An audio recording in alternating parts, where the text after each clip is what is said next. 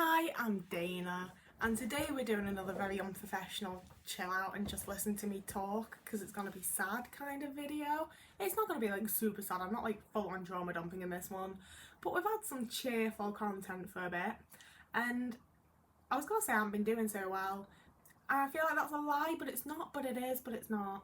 I've been doing like alright, but I've also been having lots of trauma come up and realised that lots of things that I thought were anxiety or that I thought were my personality are actually trauma responses. You can't even see my fucking face, I'm sorry, I will move you a little. And yeah, I wanted to talk about some of them because I could have done with someone telling me, and I constantly just hope that me spewing bullshit in these videos actually helps someone else to figure this stuff out without having to like live through it or be like 6 years out from it and be like, oh wait, actually, you know, things like that. Hopefully it can just help someone out. So this might actually be a video that's just about my housemate because most of my realizations have come from spending time around him. So one of my big ones is I rationalise why people should do things for me, and I've been pissing people off with it and I'm gonna stop doing it, but it's a total trauma response. So what I mean by this is, like, say we're sat there and I've made like the last 3 coppers because I'm just like, oh, do you want a copper? I'm making a copper, here's a copper. Okay, it is a trauma dump video. With my ex, I'd be like, oh, can you make me a copper? And he'd be like, why should I have to make you a, am I your slave? You think I should just have to get up right now and make you a copper just because you want a cup of tea? Like, why can't you just do it yourself? And I'd be like, because I woke up this morning and I hoovered, I did all of this other house stuff, and I did the dishes that you left, and I washed your clothes, and I had your food ready for when you got home, and then I've made the last 4 coppers, and I've rolled every smoke that you've had since you got home, and I've been up and down doing this and this and this for you, and I'd really like it if you would just make me a fucking cup of tea, you know? So when I first moved in, that's what I'd do. Like, if I wanted a cuppa, I wouldn't be like, oh, Jimmy, can you make me a cuppa? I'd be like, oh, Jimmy, I've done this and this and this and this and this and this. Could you make me a cup of tea, please? And he'd be like, yeah, but why are you doing that? And eventually he was like, please stop. And I was like, oh shit, that's annoying people.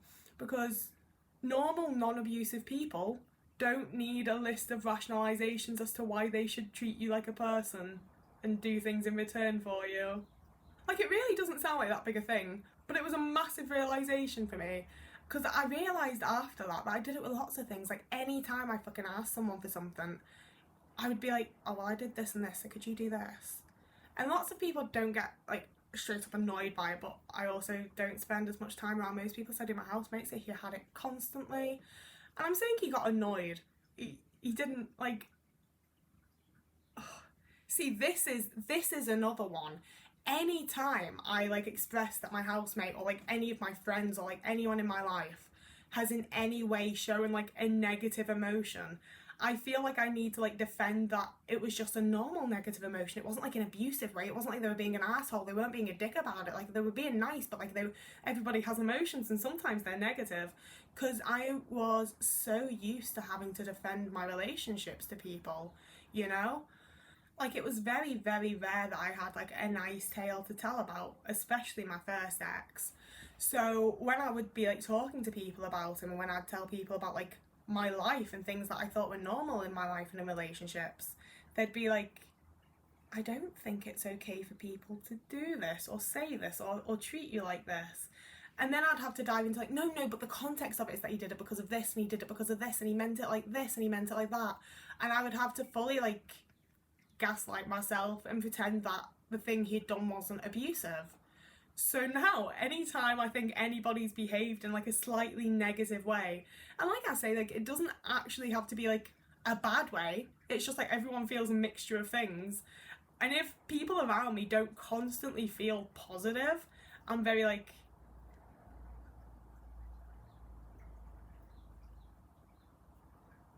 I feel this innate need to explain that, like, no, but it's okay and it's not their fault and it's actually like my fault. I probably made them feel like that in the first place, but it's actually also okay for people to have those emotions when, like, I feel like other people aren't used to people being abusive assholes, so they don't feel the need to explain normal, rational human emotions.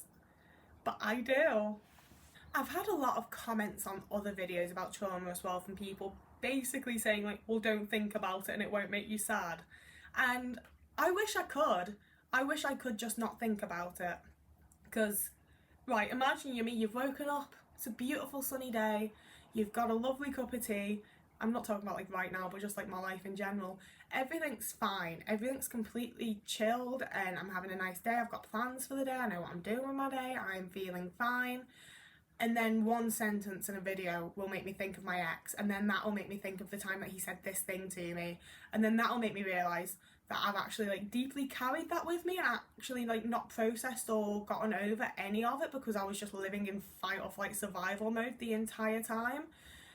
And that's my day done. That's me thinking about it, and I don't want to think about it, you know. I'm not waking up and being like, God, remember that time I was like really emotionally abused? Like, I don't want to think about it, but I've been emotionally abused and I've got a shit ton of trauma from that now, and it just, I get triggered. Like, I really hate saying it because it's become such like an internet thing, but I get very, very triggered by things that remind me of my ex, because he was very emotionally abusive, and I can't just get rid of that trauma. I can't just not think about it. I'm real happy if that's how your trauma works, like the people that have commented that stuff, but that's not how it's working for me. And I would love to just not fucking think about it anymore, but I can't. Which brings me to my next little thing, which I processed this very quick. I mean, started processing it, started thinking about it, realised it very quickly after I moved in, which is that when people are kind to me, when people are nice to me, when people show me basic human respect and niceness, like the absolute bare minimum, I'm immediately like, what do I do? I need to like justify why they're doing it. I need to know why people are being nice to me. It scares me. It scares me when people are nice to me. Because with my ex, if he was being nice to me, it was either he's done something I don't know about yet that's going to upset me or piss me off, or I knew why he was being nice to me. It was because I'd just done something that made him happy. I'd managed to finally actually do something right, and he was cheerful and happy and liked me for a change. You know, and he was my only social interaction outside of my like narcissistic, horrible mother for 8 years. So now when my friends, when people around me, when just like anybody shows me like the most basic human decency, it stresses me out and it makes me anxious, because I'm like, what have you done? And I know they haven't done anything, but like if it's not a reaction to like, you know, like I gave one of my friends a bunch of snacks recently, and they were nice about it, and they were nice to me. They're like, they're always nice to me, but they were especially nice to me that night, you know. And I knew what I'd done. I knew how, like, why I was being shown kindness, so I was fine with it. I was alright with it. But when my friends, because they're nice people, just like are nice to me in general, and I don't know, like if I haven't already done something to make them be nice to me, it makes me unbearably anxious.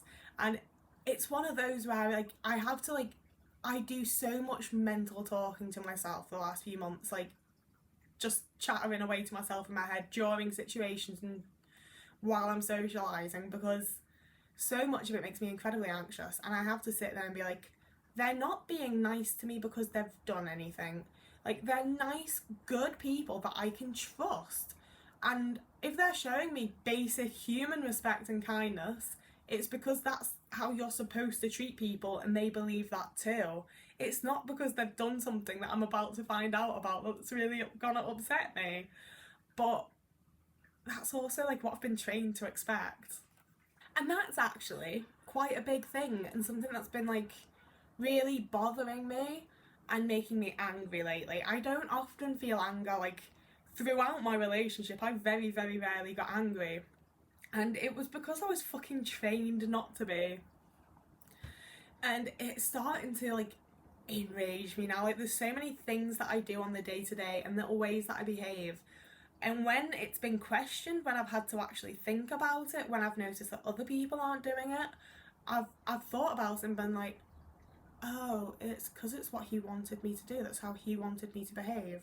I've been like well and truly fucking moulded down and shaped into a person that I'm not, because he decided that was the person that he wanted me to be. And I fucking allowed myself to have that done to me by a man.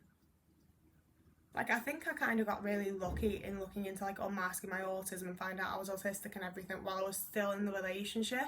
Because I did so much, like, thinking and processing of, like, oh shit, who am I then? You know, like, this entire channel was basically set up as, like, a who am I as an autistic person then? So I had to do, like, a lot of, like, searching and finding myself and figuring out, like, what I like and what I dislike and things like that. So I do feel like in some ways I was already sort of, like, on this general path and general, like, journey or whatever prior to, like, realising that he was abusive and that it was a horrible relationship and having loads of trauma from it. But I think, like, if I hadn't done that, I think I would be, like, really, really struggling right now and really being, like, who the fuck am I? Because, you know, it was so... It just wasn't worth being myself, you know? If I was myself and he didn't like what I was doing, it would then lead to, like, him screaming at me for hours or ignoring me or, like, just belittling me and making me feel awful about myself. And it was just so much more worth, like, shutting myself off and being someone that I'm not and being trained to be what he wanted than it was to, like, go against him and be myself in any way, you know?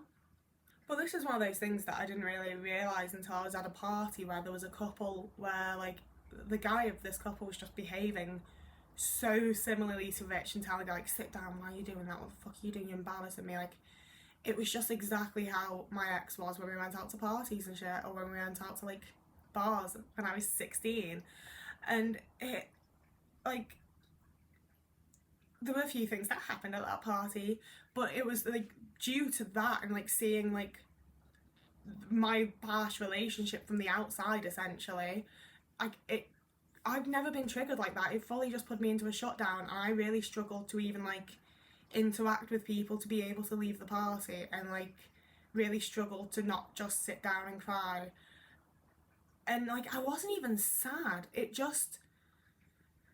I was embarrassed, and I was angry that I'd let someone do that to me. And I was angry that there's fucking people out there that are just doing that to people, you know? And it's so rare for me. I don't really, like, I'm quite a chill person. I don't really feel anger an awful lot. Like, things annoy me. They, like, you know, I feel emotion.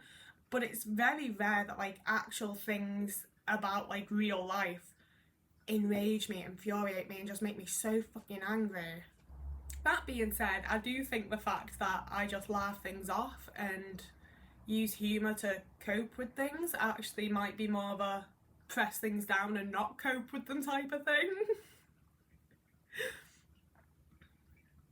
Largely because I was at a party the other night and, like, this woman asked if I was okay and I was like, yeah, I'm fine. Like, I totally just trauma dumped you for a while, but I am absolutely completely fine. And she looked me in the face and was like, I have a psychology degree and I don't think you are. And I was like, she might be right. She might be right. But yeah, I don't really know what to do because I'm clearly struggling with, like, a lot of trauma. And I think it's probably CPTSD. Or maybe it's just straight up PTSD because I can tell you, like, the cause of it. So, like, I'm clearly dealing with something. And I've called my doctors today and they're like, we can fit you in like 2 weeks maybe. So I feel like this is my entire fucking life with, like, mental health shit and autism and, like, just anything mental / brain related, is that I'll be like, yo, I'm kind of self-aware and I think I've figured out what it might be and I'd really like some help to fix it. And people are just like, but you figured out what it is, go fix it. Just do it on your own. And I'm like, fucking hell, like, I've just never been offered any sort of support or help. And it's starting to really weigh on me, I think, now that I'm, like, 26 and living independently. And just realising all of this shit that I could really do, like, some support to, like, process and deal and cope with. Because I don't know how to, and I don't know where to go, I don't know what to do, I don't know who to speak to. Depressing end of the video, you're welcome. I'm gonna go now, because if I'm fast, I have time to hang out with a friend in the park today, and I'm trying to do things that actually bring me joy, make me happy, and see good people, and bloody fucking blah. So, you can, as always, if you want to contribute monetarily to my lifestyle, you can become a YouTube member or a Patreon subscriber, or if you want it to be a one-time thing, you can donate to me on Ko-fi. And all of those are lovely, great options, but my favourite one is the free one, which is just subscribing to me. I really like getting subscribers, and it's really put me off that I've got more followers on TikTok than I do subscribers here now, when I've been making YouTube videos which take a lot more content for a lot longer, but it's easy to be seen on TikTok, so follow me there as well if you fancy it. You can also follow me on Twitter or Instagram, and I upload videos here every Sunday and Thursday. So yeah, subscribe, stick around, see if you like me.